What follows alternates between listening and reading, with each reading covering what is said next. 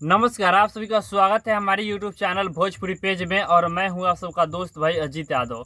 दोस्तों, खेसारी लाल यादव जी का डोली से जाकर रखना मूवी का एक और गाना को 10 तारीख को यानी परसों रिलीज किया जा रहा है।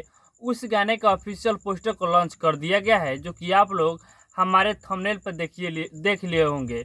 गाने का नाम दिया गया है 500 में क्या करबू। इस गाना को खेसारी लाल यादव गाए हैं, साथ में हनी भी गाए हैं।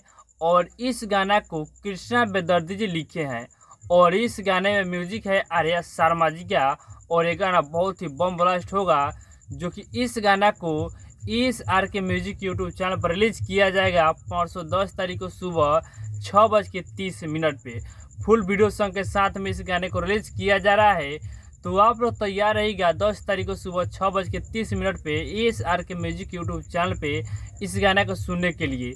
तो कितने भाई एक्साइटेड है इस गाने को सुनने के लिए, हमारे कमेंट बॉक्स में कमेंट करके अपना राय जरूर बताइएगा। बाकी हमारे इस चैनल पर पहली बार आए हैं तो चैनल को सब्सक्राइब जरूर कर लीजिएगा, क्योंकि इस चैनल पर खेसारी लाल यादव का हर अपडेट सबसे पहले आपको मिलेगा।